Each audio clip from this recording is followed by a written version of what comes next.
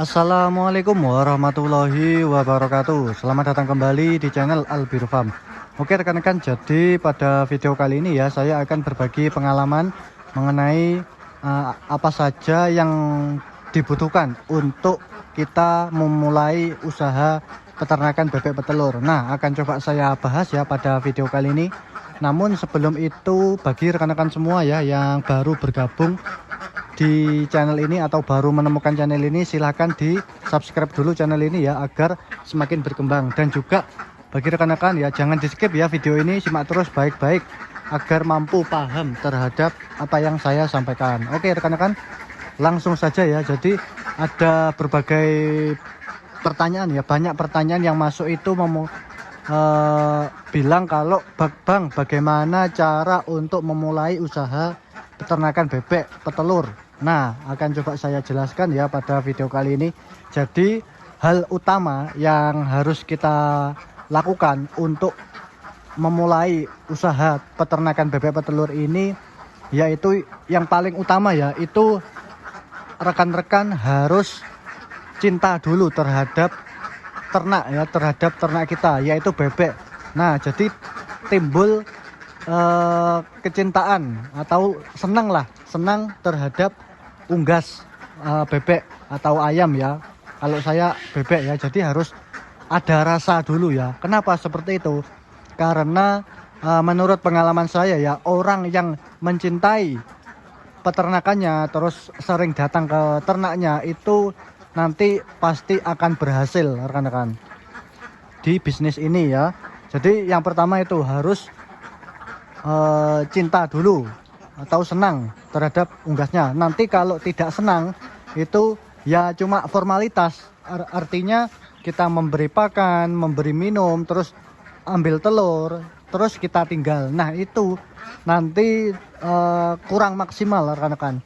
Ya memang bisa berhasil tapi kurang maksimal karena ya itu tadi kurangnya rasa empati kita terhadap ternak kita. Nah jadi kalau kita sudah senang peternakan, senang bebek ya, itu biasanya tingkat keberhasilan untuk memulai usaha itu semakin tinggi, seperti itu. Itu yang pertama ya. Kemudian yang kedua adalah harus paham ilmunya ya.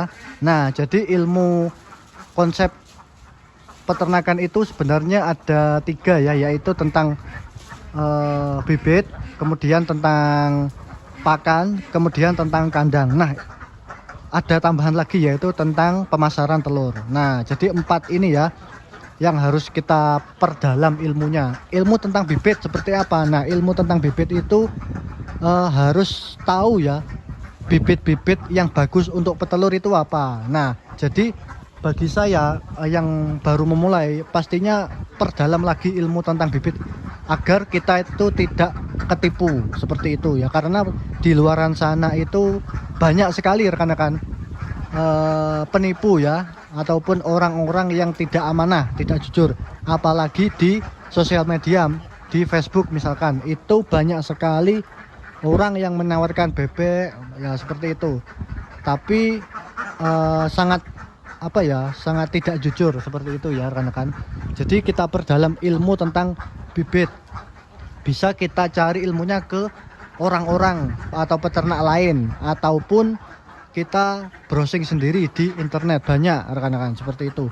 Kemudian yang kedua adalah masalah pakan, ilmu masalah pakan. Nah, pakan ini harus kita perhatikan ya, jangan sampai kita ganti pakan di tengah jalan. Nah, jadi harus kita pikirkan matang-matang. Pakan ini kita mau memberikan ke bebek itu bentuknya seperti apa? Apakah pakan jadi? Apakah pakan campuran, konsentrat dan dedak? Misalkan seperti itu. Jadi kita itu harus survei dulu ya ke peternak-peternak yang senior yang ada di daerah kita ya. Bagusnya yang mana? Terus ketersediaan stoknya bagaimana ya? Jadi harus selalu continue, selalu tersedia. Jangan sampai nanti di tengah jalan pakan itu tidak tersedia sehingga bebek kelaparan ataupun ganti pakan, itu malah akan membuat bebek itu stres rekan-rekan seperti itu. Jadi harus kita perhatikan ya. Kemudian yang ketiga, ilmu itu tentang kandang rekan-rekan. Nah, jadi usahakan kalau kita membuat kandang ya, usahakan kandang yang bagus sekalian. Kenapa? Karena kandang ini merupakan sebuah investasi jangka panjang rekan-rekan. Ya, investasi jangka panjang. Bukan termasuk modal ya kalau kandang itu. Karena kandang itu bisa kita pakai selama mungkin. Nah, jadi usahakan yang bagus sekalian agar kenapa?